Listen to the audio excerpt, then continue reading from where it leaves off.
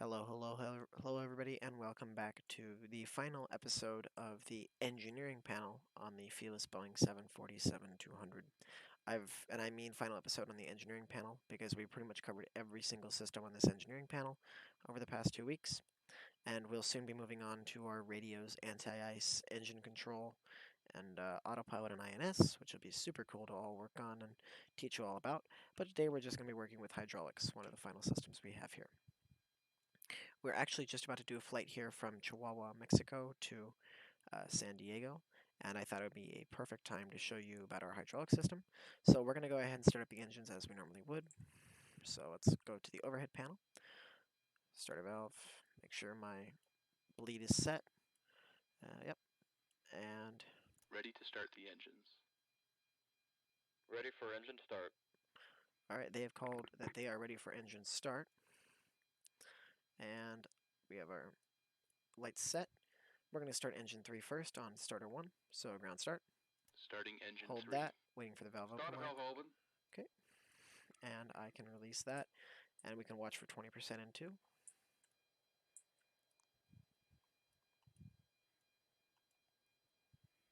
And so as that N2 increases right here, we'll see the hydraulic pressure increase because that's the engine-driven pump. I can depressurize the pump currently. 20% N2. 20% N2.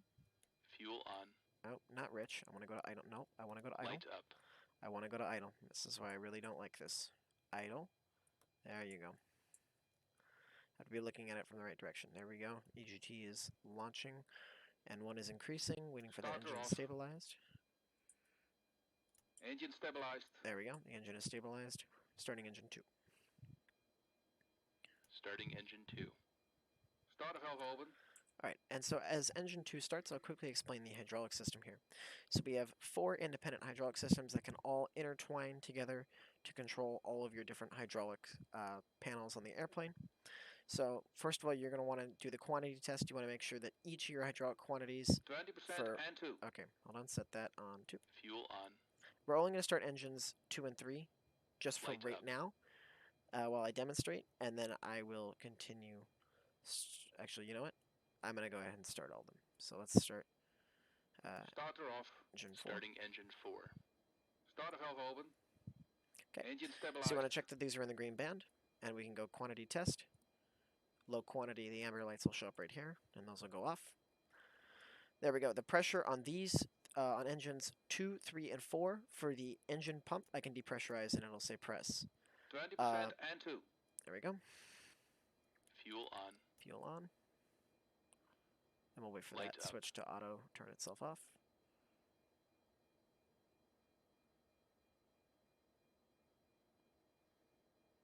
Starter off. Starter is Starting off. engine 1. Starter valve open. Engine stabilized. Okay, that's engine 4 stabilized. You'll see this pressure increase. So, as I talked about in our pneumatics video, we have the air pressure right here actually also driving our air pumps for the hydraulics. So if I bring that up, on, 20% and on, N2. you can see that it goes up to 3,000 until my engine is actually ready and stabilized. Fuel on. And the run light comes on. Light up. So if I go continuous, the run light will come on and show you that the air pump is running. You always want to keep it on auto during normal operations and off when the system shouldn't be running. Engine Keep stabilized. it on auto, and it'll say run if the pressure is lower and it needs to automatically use a little bit of that. And if you need continuous, you'll switch it to continuous down here, and it will run continuously. I don't need to explain that much better. Your hydraulic system will overheat if you turn the engine pump supply off, because then you're going to stop cooling the fluid, because the fluid is cooled by running it under the fuel tank, using a little bit of that cooling to really cool down the system. I know I'm going a little fast here, but so let me quickly explain what each hydraulic system is controlling. So hydraulic systems 1 and 4 and 2, if selected, control your brakes. You have your nose and body gear, landing gear, and steering is controlled by hydraulic system 1. Your left outboard elevator is controlled by hydraulic system 1. Your inboard trailing edge flaps are controlled by hydraulic system 1. And hydraulic system 4 over here is controlling some of your spoilers, your wing landing gear, your outboard trailing edge flaps, and your right outboard elevator. Um, uh, your left inboard aileron and upper rudder are controlled by hydraulic systems 1 and 2, and your right inboard aileron and lower rudder are controlled by systems 3 and 4. Or actually, yes, sorry, they're controlled by 2 and 4 and 1 and 3. So the first one I said was 1 and 3, and the second one that I just said was 2 and 4. Systems 1 and 2 control the left outboard ailerons and the right inboard elevators. Uh, Systems 3 and 4 control the right outboard ailerons, the left inboard elevators. And 2 and 3 also both control specific spoiler systems. 2 controls the reserve brakes, as I talked about before, which you can actually set right here. You can open that, and it'll open the reserve brake valve, so you can change the brake source right there. You can also change the brake source right here to system 1. So if I was to go secondary system 1, actually, if I close the guard, that'll turn off. So it will say that the brakes are now being controlled by system 1, control them by system 4. This electric hydraulic pump for system 4 is used for ground operations without hydraulics and no chocks to control those brakes, or for emergency uses for these brakes. You can actually see quickly, I can't turn it on, but you can see that the hydraulic pressure is slightly rising right there. My hydraulic temp is up because I'm running them. But if I go ahead and drop this guard right here, so this is a guard, and if I go supply off, you'll see that the cooling will stop, and I'm going to make sure that it doesn't go over 105. At 105 degrees Celsius, the system right there will overheat. I just want to make sure you know that.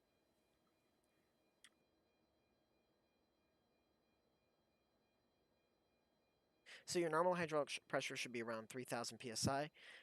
With an air-driven pump, it should be 2,600 to 3,000 psi, and 3,500 for relief operations. And it shouldn't be anywhere else during normal operations. I've talked about our source selectors and our electronic pumps. Let's talk about our brake operations. So if I go up here, nope, wrong place. Here we are. Okay. And I just click the show hide the yokes. The yokes are gone. You can see I have my rudder pedals right here. If I go ahead and push both of them in, Parking brake release. Parking brake is going to release itself. I'm going to just pull that. What you need to do to activate that parking brake is you need to push your rudder pedals in, push the parking brake pull, and that'll activate them. You also have the hydraulic brake pressure. You always want that to be in green. This is also the accumulator. Every single time that you pump the brakes and you don't have that accumulator pressure rising anymore, it's going to use more and more of the accumulator pressure. So you want to use less high power braking. And once again, some other hydraulic systems we should talk about is your spoilers. Just arm them before landing, and once you activate your... Oh, okay. That scared me. Once you activate your reversers, which I'll activate here. Check reverse. Check reverse. Reversers are operating. Reversers are set. Out, off, reverse. Out, off, reverse. So once these are operating, if I put this on armed right here, and I go Check reverse, yep, that'll auto bring out those. Out, off, reverse. There we go. Landing gear has 3 positions. You have your down, off, and up. You can see that there's a little flap right here blocking me from going up. I can only go to off, and the red gear light will show up. I'm not going to discuss these, but you need to check on your speeds for flap limits. These are not your maximum. You need to be a lot lower than that. So if I'm like, oh yeah, okay, I'm at 125 knots, or sorry, 275 knots here. I'm going to go flap 1. No. You should be at like a speed of 225. And right here, like 200.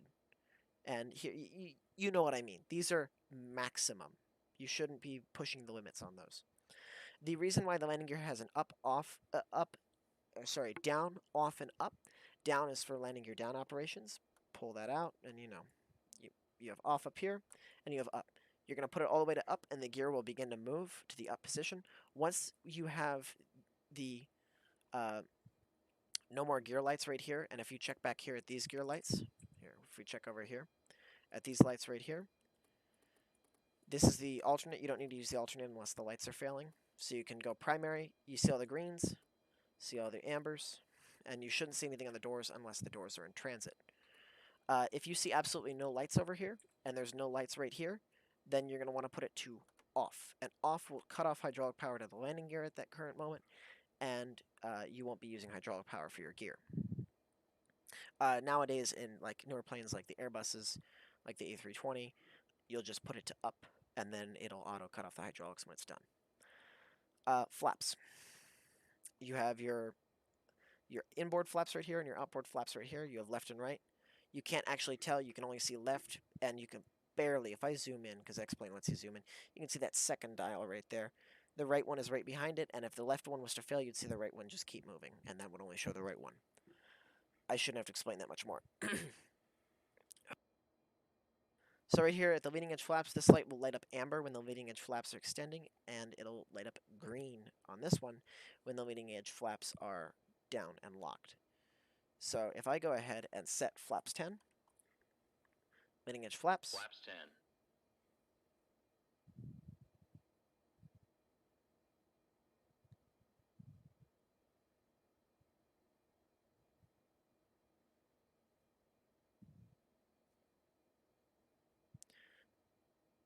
Okay, and so they'll hit 10, just takes a few seconds, and if I look outside, it's going to be a little loud. You can see our flaps are extended at 10 right here. And you can see our leading edge flaps right here are all the way extended. For our anti-skid systems right here, our anti-skid, just make sure you have none of these lights illuminated. You have approximately 20 lights for the anti-skid system, and it'll show you for all the lights. If I go ahead and just turn off the anti-skid, you can see all lights illuminate right here. Just make sure you have none of those lights illuminated before takeoff. Anti-skids to make sure while taxiing you don't slide around. So it's anti-skid. And body gear steering, make sure during takeoff and landing it is in the closed position. It's also for anti-skid on the runway, but body gear steering is in the closed position, making sure that it's off. You always make sure that it's off when you're not taxiing or at the ramp. It's just going to help you get around tighter corners. Basically, I don't need to explain it much more. It's literally just body gear steering, so it uses the body gear steering switches. The hydraulic cutoff switches correspond to each hydraulic cutoff, so you have systems 1, 2, 3, and 4 for both of these, and you can see what 1 would do and 2 would do. You have your rudder, elevators, spoilers, ailerons, and your central control actuators right here. You also have the yaw dampers, which are also controlled right here. You can disengage them. You can also test them. You have your upper right here and your lower right here. Your alternate flaps and gear are also located on the overhead panel. Just like the 707 and the 727, there's not as many engine control things on the overhead panel. There's more like anti-ice ignition, so I guess that is engine control, but not as much as the engineering panel. You have a lot more extra systems and radios on the overhead. So we have our alternate gear extend right here. So for all of these, if you're going to extend the gear, you're going to need to go arm for all of these, and you press extend. All you need to do is quickly press it. Just push down each one of them quickly, and using gravity, all of those will extend. And your alternate flaps are about the same way, except what you need to do is they're going to be very slow because they're using electric power. What you need to do is you need to go and put them to the down position for leading edge right here and your trailing edge. It depends on which ones you need. You're going to put them to the down position and then press the arm switch. I'm not going to press them because I'm going for a full flight here. But you'll press the arm switch, and that will arm when it's needed. So if they're in the off and I arm it, it's armed, ready to go. I press down, it goes down. I'm going to just also explain, if you pull any of the fire handles for the engines, it will auto cut off the ADPs and or not the ADPs. The ADPs will still run the air-driven pumps, but the engine-driven pumps, the EDPs, will no longer run. Let's see. I actually don't have anything else to explain for this system. If you guys have any questions, go ahead and let me know down below. And yeah, that was our final engineering panel discussion.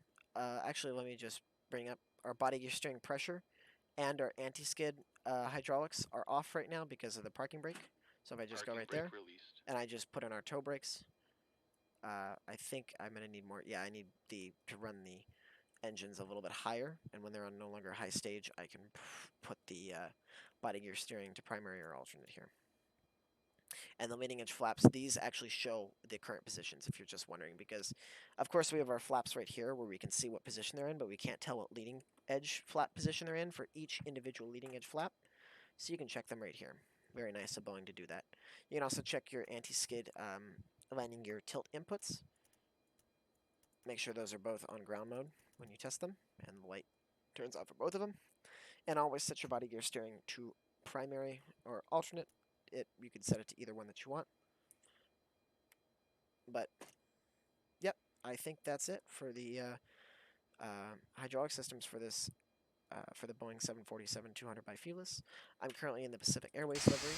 I didn't discuss that at the beginning. I'll go ahead and leave that down below. Thanks for watching, and like, subscribe. Have a great rest of your day, and happy Sunday.